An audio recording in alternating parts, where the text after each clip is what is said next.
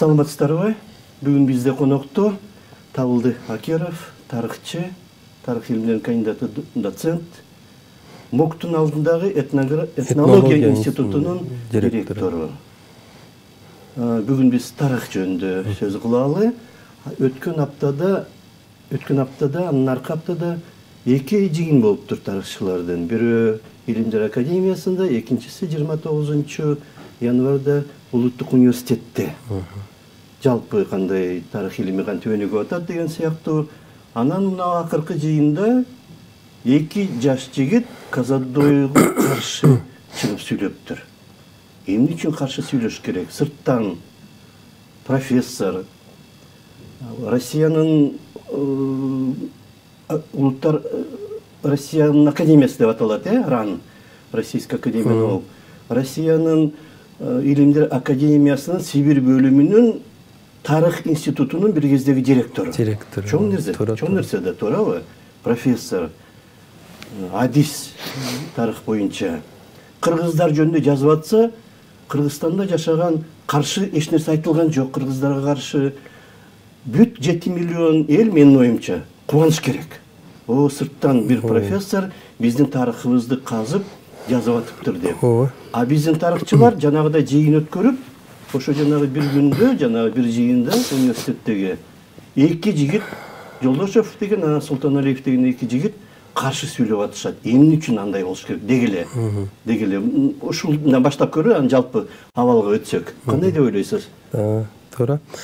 Эми негизи мен студент кезимен эле ушундай отурумдарга катышып жүргөм, себептен де өзүм ошо окууну бүткөндөн кийин мындай илимий кызматкер болуп окумуштуу болсомбу деп өзүмдү дайындаган болчумун. Анан көп катышкам мындай баягы отурумдарга.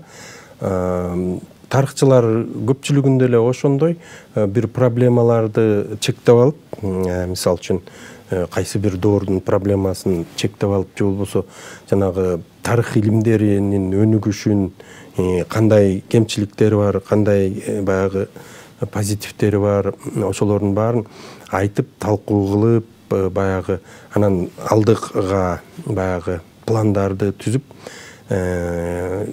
айрымдарынын кемчиликтерин айтып, ошондой бир эмелерди өткөрүп турчу, мындай жыйындардычы. Анан бирок азыр коомчулукта, мындай соц тармактарда деле ошол жакында былтыр чыккан Козодойдун китеби аябай көп талкуу болуп атат да, элге көпчүлүгүндө жагып атат. Бир эмес 3 жолу Кыргызстанга келип, атайы ошо Новосибирскиден келип презентация кылып кетти. Бирөө биринчиси чоң Бишкекте кылды. Караколдо, Жалал-Абадта болуп, ошо 4 жолу презентация кылды. Бул мындай элдин баягы ошол изилдөөлөрдү жактырып жаткандыгын көрсөтүп атат. Анан мындай бирок айрым бир окумуштуулар, алардын жанагы шакирттери негедир мындай бир бул жазуу туура эмес, мынтип жазбаш керек эле, башка өлкөнүн окумуштуусу биздин тарыхты, анан баягы Орусиядан болгондон кийин бул деген жана империялык проект, бул акырындык менен Кыргызстанды ушинтип баягы көз каранды кылып алган жатышат. Bunun артында ФСБ турат, атайын кызматтар дегенде. Ошол китепте кыргыздарга каршы, кыргыздардын тарыхына каршы бир сөз барбы? Бир ушундай бир эмелерди ойдо болуп атышат да. Эми бирок окумуштуу бул, окумуштуу, баарыбыз эле окумуштуубуз да. Окумуштуу бул эркин жазат да, эркин изилдейт. Ал бир кайсы бир уюмга же бир эмеге болсо ал сөз жок, эркин жаза албайт. Ал бир кайсы бир эме менен, багыт менен жазат, анан көбү калп болот, анан элге жакпайт. Эл деле мындай биздин эл Африкада эмес да, мисалы үчүн сабаттуу баарын окуп эле билип турат эмне болуп атканын. Анан ошондуктан мындай аны айтып ошондой туура эмес жазбаш керек деген болбойт да. Мисалы үчүн биз деле отуруп алып бул жерден Египетте же Кытайдагы болгон окуяларга мындай анализ жасап, бир китеп болбосо да макала жазсак болот, же болбосо китеп жазсак болот. Мына Орусиянын азыр окумуштуулары аябай катуу иштеп атышат. Ошол байыркы жанагы орто кылымдардагы чоң уруулар боюнча, мындай мисалы үчүн бизге керектүү кидандар боюнча китептер чыгып атат, монголдор боюнча китептер чыгып атат. Аябай кандай жакшы, укмуштуудай мындай авторитеттүү окумуштуулар жазып атышат да. Анан кийин эми биздин 30 жыл тарыхыбызда Новосибирлик профессор Козодой Эренек боюнча китеп жазыптыр. Эми бирок мындай көпчүлүк тарыхчылар деле жактырып атышат, келип жолугуп атат, учурашып атышат, баягы таанышып атышат көпчүлүгү. Анан айтып атышат ойлорун. Эми бирок айрым бир тарыхчыларга негедир жакпай турат да. Жакпай турган себеби да бар. Анткени ал китебинде ошо жазып атат, Енисей кыргыздары ошол Енисейде жашаган атам замандан бери, ошол жерде кыргыздар пайда болуп, анан башка жакка тараган деп баягы Бартольд, Бернштам, Гумилевдор жазган, баягы Аристовдор жазган немени, гипотезаны кеңейтип ошо улантып жазып атат да. Анан ошолорго шилтеме берип жазып атат. Анан кийин бирок биздин тарыхчылардан, мисалы үчүн Худяков Юлий Сергеевич, археолог, ал ошол 89-жылы Боровкова деген окумуштуу болгон, Любовь Боровкова. Ошол Кытай булактарын изилдеп келип, анан ар бир урууну ар кайсы жерге отургузганда региондо. Ошондо кыргыздарды ошо Кара Шаардан түндүгүрөөк жерге отургузуп, азыркы Борохоро талаалары деп коет. Ошол жерге отургузуп, анан кийин кыргыздар хундарды орунда ошол жерде отурса керек. Биринчи жолу Цымайцан жазганда кыргыздар ошол жерде болсо керек деп жазып кеткен да. Анан Худяков ошого шилтеме берип, анан 5-кылымда жана кыргыздар ар жакка Енисейге көчүп барган деп ошондой кылып кеткен да. Анан кийин буга биздин тарыхчылардагы кошумча, мисалы үчүн ссылка берип, Тыштыкбек Чоротейин агай, башкалар ошол шилтеме берип калышканда ошол эмгекке. Анан кийин эми эгерде биз Енисейдеги теорияга, мындай Козодой өткөн теорияга өтсөк, анда биз Енисей болуп, Енисейдеги теория кайра жанданып атпайбы? А бул теория анда кандай? Экөө карама каршы болуп калган сыбатат да. Анан эмне үчүн ошондой болуп калганда? Себеп дегенде, мен мына көп жылдардан бери тарыхты изилдеп, ошо кыргыздардын тарыхындагы башка көчмөндөрдү дагы изилдеп, анализдеп келатам. Кытай булактарында кыргыздар чындыгында эле эки жакта жашагандыгы жөнүндө жазылат. Буга чейин эле, мисалы үчүн Гурумжик Кыржымайловдун эмгегинде эле ал жазылып калган илгери элечи. Анан ошондуктан мына тиги кийинки окумуштуулар деле, Берштамдар, алар деле ошол кыргыздарды экиге бөлүнгөн эл деп жазып атпайбы? Бир эл болгон. Берштам айтат, хундарды орунна чейин ушу Енисей менен Тянь-Шань бир этникалык мындай мейкиндик болгон дейт да. Бир элдин кыргыз уруулары ушу жерлерде көчүп конуп жүргөн деп жазганда. Анан кийин хундар келгенде аларды экиге бөлүп койгон, Саян Алтай, анан бияк ортосунан жарып өтсө, тилер биякта калып, булар бул жакта. Ошондой болуп экиге бөлүнүп калган дейт да. Анан кийин жана улуу дөөлөттүк доорунда 840-жылы кыргыздар эмелерди, уйгурларды чапканда, ошондо булар кайра мындай биригип бир мейкиндик кайра пайда болот да, мындай убактысы боюнча бир кылым болсо дагы ошондой болгон. Мына ошондой деп жазып жүрүшкөн да.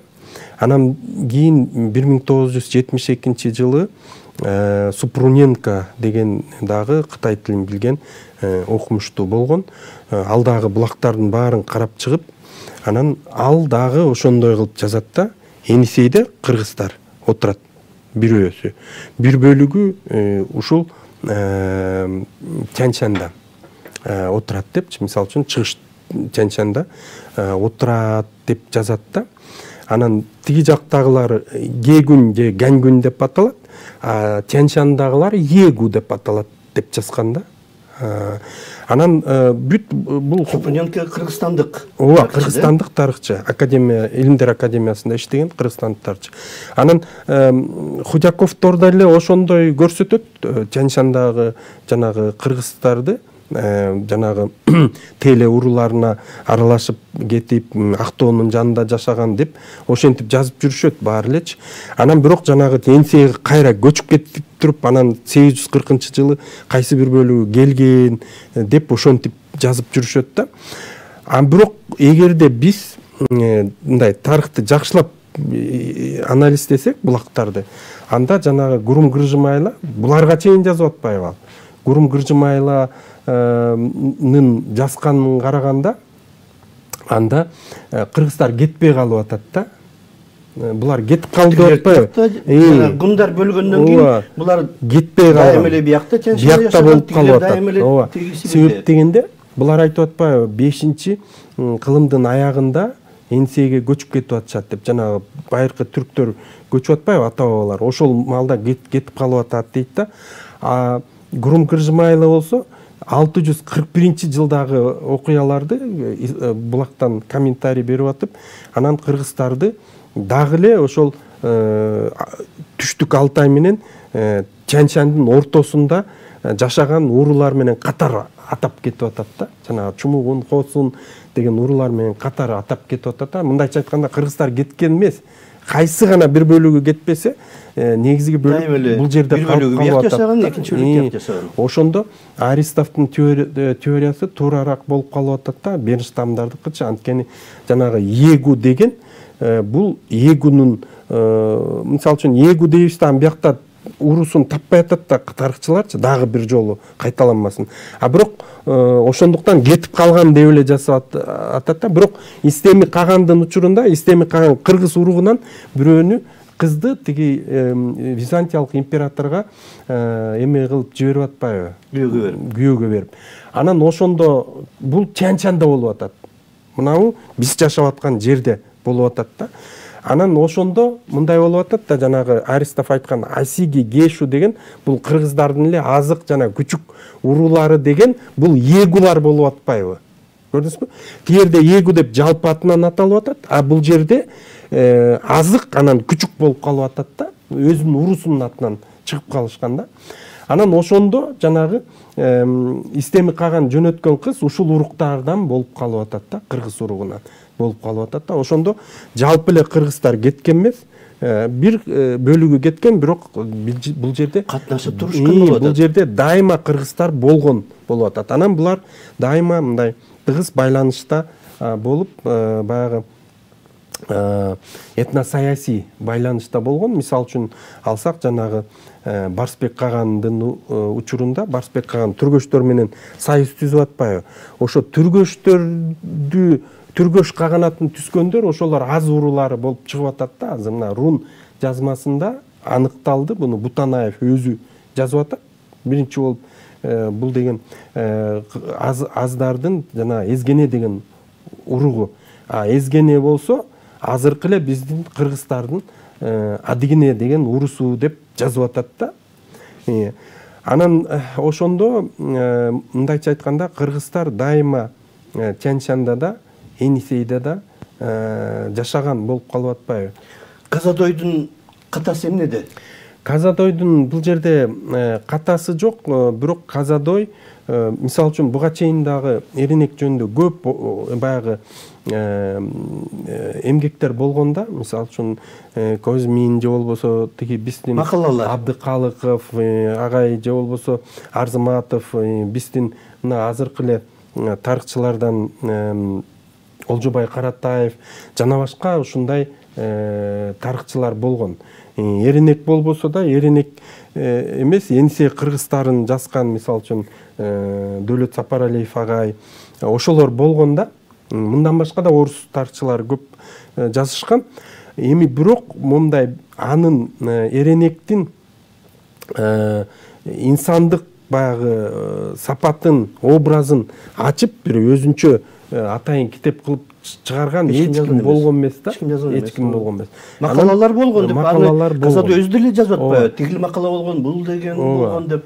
Анан кийин бирок ошол Казадой өзү дагы ошондой ушундай инсандарды, тарыхый инсандарды мындай таап, анан өзү кызыккан инсандардын образын ачып бергенге аракет кылат экен. Өзүнүн китептеринде да бир 2-3 китеби ошондой да. Мисалы үчүн Гучков жөнүндө, Гучков, Букейханов жөнүндө ошондой китептер бар да. Анан ал дагы ошо экөөсүн таанышканыбызда ошондон болуп калды. Мен бу жерден Шестаков деген биздин политолог бар, ага айттым, сен Москвага көп барасың, мага орустардан бир ушундай доктор наук таап берсең, анан биз экөөбүз ал тияктан, мен бияктан болуп иштешели десем, макулдуу. Анан ошо экөөбүздү тааныштырганда, анан ошол айтты да мага, силерде мен Сибир тарыхын мындай изилдеп, ушу кыргыз Сибир тарыхы боюнча бир жазып эметсем дедим эле. Анан ошону иликтеп ар бир элдерди карап атсам, ошо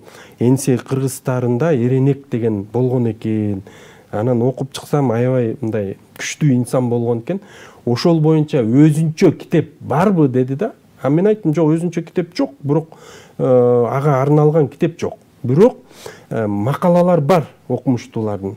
Карасаңыз болот десем, айтты, анда мен китеп кылып жазсам болот турбайбы деди. Анан мен албетте болот, аны өзүңүз көрүңүз, кааласаңыз жазыңыз дедим.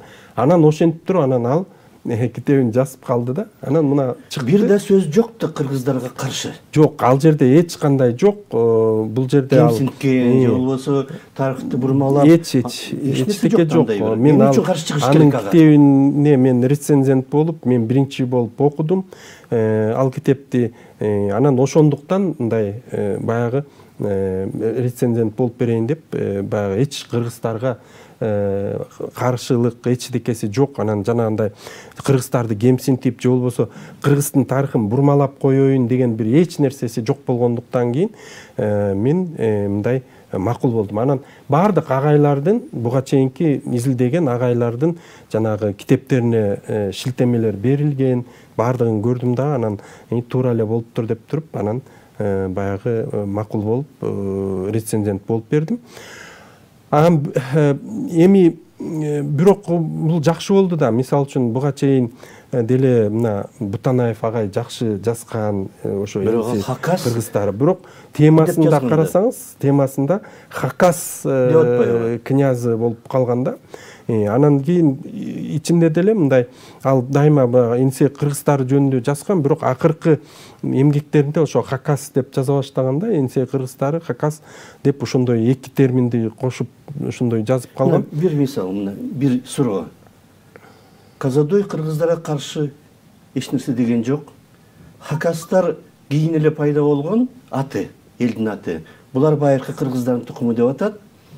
Бутанаев болсо кыргыз бегин эренекти, атын башка кылып Эренак деп, ар башка Хакас деп атат. Эмне үчүн кыргыз тарыхчылар мына Казадойго каршы аябай тим эле жабыла сындап аткандар? Эмне үчүн Бутанаевге каршы эч нерсе айткан эмес?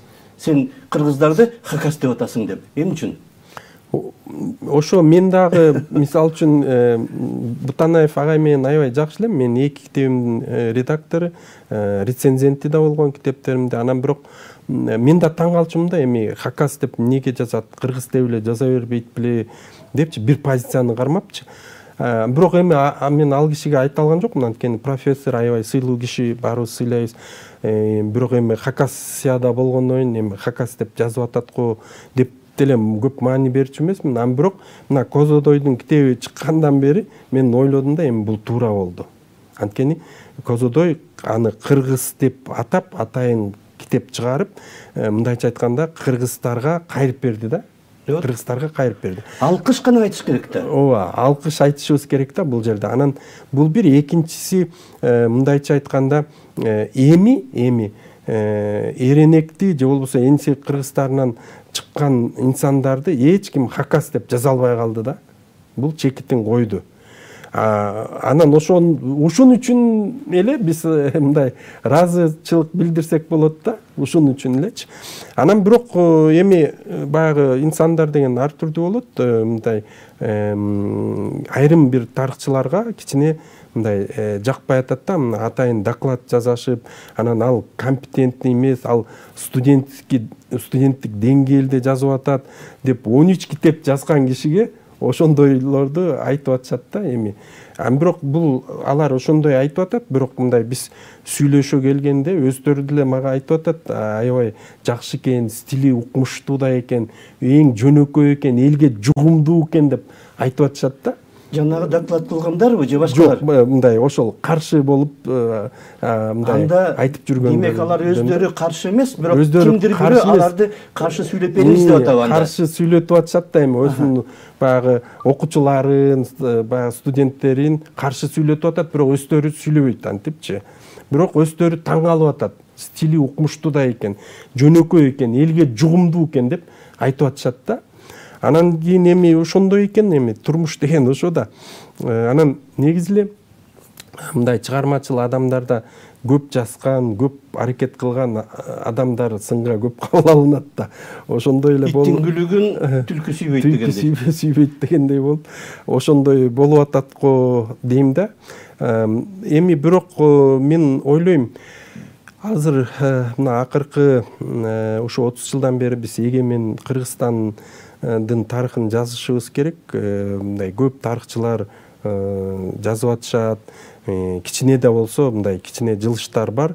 Акырындык менен оңдолот. Мисалы үчүн, албетте эмнеге мындай чочулоолор болуп атат? Балким алар ойлоп атат, баягы биздин теория туура эмес болуп калып, элдин баары Энисей теориясына өтүп кетип, анан биз баягы калып калбайлы депчи. Бул жерде эч кандай калып калуу болбойт, себептен де мен мына өзүм баягы булактардын баарын карап анализдеп жүрүм. Кыргыздар эки жакта тең жашаган. Энисейде да, Чяньшанда да. 5-чы кылымдын аягында айрым топтор кеткени деле чын. Себептен де баягы жанагы Ашина урусунун жанагы легендалары Манас эпосунда да жана Ороздун 10 уулу болуп анан бытырап баары качып атпайбы? Ошол доорду баягы элестеткендей көрсөтүлөт да. Ошондуктан мындай эч деле чочурконун жок, кереги жок, бирок эки жакта тең жашаган деп алышыбыз керек да. Биз ошол теорияга барышыбыз керек. Анан бирок бул жанагы хундар дооруна чейин эле, хундарга чейинки доорду жанагы Бернстамдын баягы теориясына келишибиз керек. Себеп дегенде баары бир мына археологдордун изилдөөлөрү, башкалар көрсөтүп атат, баягы ошол учурларда жанагы уруулардын көпчүлүгү Чяньшанга көчүп келген, ошол Саян Алтайдан Чяньшанга көчүп келгендиги көрсөтүп атат. Экиге бөлүнгөндүгү анык көрүнүп атат. Хундарга. Анда биздин заманга чейинки 2-3 кылымда. Ооба. Биздин заманга чейин жана скифтер доорунда эле бир этникалык баягы мейкиндик болуп, кыргыздар ушу чөлкөмдө жашаган дегенге биз келишибиз керек да. Тарыхчылар баарыбыз тең ошого мындай маани берип, ошол багытта изилдөөлөрдү жүргүзүшүбүз керек. Мен өзүм да ошондой максат койгом. Ошо доорду Бернстам айткан канчалык туура болот экен деп. Мен мына азыр акыркы китебимде ошолордун баарын ачып бергенге аракет кылып атам. Биздики 4 мүнөттөй калыптыр, убактыбыз чектелүү. Бир акыркы суроо кыска болсо. Мына Леонид Кызласов анын уулу Игорь кызлас. Кыз Игорь азыр бар, Москвада жашайт. Булар экөө тең Хакасиядан болгон үчүн байыркы кыргыздардын тарыхынын баарын өзгөртүп, баарын Хакастын тарыхы деп койду. Биз кыргыздарды даңазалап жазып аткан Казадойго кыргыз тарыхчылары каршы чыгып атат, а эми үчүн Кызыласовго каршы чыгышпайт. Менин билишимче Өмүркул Караевдин башка эч ким аларга каршы эч нерсе жазган эмес. Өмүркул Караев, Худяков агайлар каршы чыгып жазып жүрүштү да, Россиядан. Бизден Кыргызстандын чын эле Өмүркул Караев агай каршы жазып жүрдү да. Башка эч ким деле мындай өтө белсенип каршы чыгып туура эмес деп жазган мындай жок да, мындай атайын эмгек жазыпчы.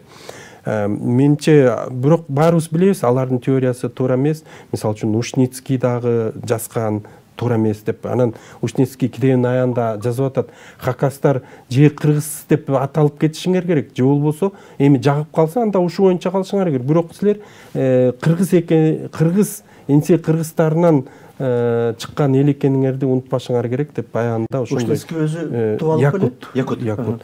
Ошентип жазган жери бар да.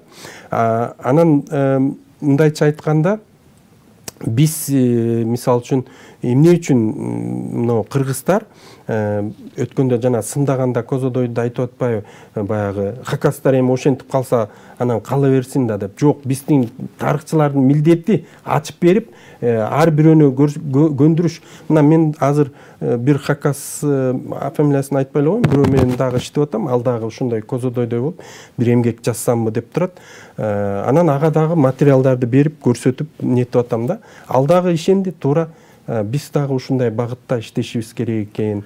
Анткени туура эмес жазылып атыптыр деди. Кызыласовдор кыргыздын тарыхын тартып алып атышат. А биздин кыргыз жанагыдай Казадойго каршы чыгып аткан кыйын тарыхчыбыз дегендер бир сөз айта алышпайт ага. А Казадойго асылышат. Эмне үчүн? Эми убактыбыз аз, кыска. Эми ошондой болуп атат, эми бул түшүнүксүз, эмне үчүн да болуп аткан. Менче тескерисинче, наоборот, азыр биз көпчүлүгүндө ошо Кызыласовдардын теориясы, ал көп болсо бир 2-3 эле окумушту Хакасияда колдогон, башка дүйнөгө чыккан жок, эч ким колдогон да жок. Тескерисинче жазып атат, силер энсе кыргызсыңар деп, ошолордун тукумуңар деп. Ошондуктан биз тескерисинче аларга ошондой Казадойдой окумуштууларды колдонуп, өзүбүз жазып, анан аларды ошондой ишендиришибиз керек. Бул деген кыргыздын тарыхы деп. Себептен да 19 кылым деп тиги ким жазып атпайбы, Казадой. Алар болсо ошол 19 кылымды Хакас кылып жазып атышпайбы. Маселе ошондо болуп атат. Ага унчук алышпайт. Маселе ошондо. Биз деген тескерисинче аларга 19 кылым эмес, эгер Хакасияны кыргыз деп алсаңар, анда силердики 20-22 кылымга чейин созулат деп баягы илимий негизде далилдеп беришибиз керек да. Ошондой. Иштеш керек анын үчүн. Жөн эле бир кыргыздар жөнүндө жакшы китеп жазып атса, ага каршы чыккан бул. Биздин мыктылыгыбыз ошондон болот да. Мисалы үчүн биз бардык берден Тянь-Шань кыргыздарынын тарыхын, тияктан Хакастардын, Тугалардыкын, Алтайдыкын, баарыныкын жазганда, бирок баарыныкы келип туруп бири-бирине айкалыш керек да. Бир линияга түшүш керек. А эгер биз мындай чачкелекке жаза берсек, бир линияга келбейбиз да. Ошол максат, биздин ошол максатыбыз болуш керек. Рахмат сизге, анткени убактыбыз бүтүп калды. Бизде конокто тарыхчы, этнология институтунун директору, МУКТун алдындагы саясаттануучу Табылды Акеров болду. Рахмат сизге. Саламаттаңыздар.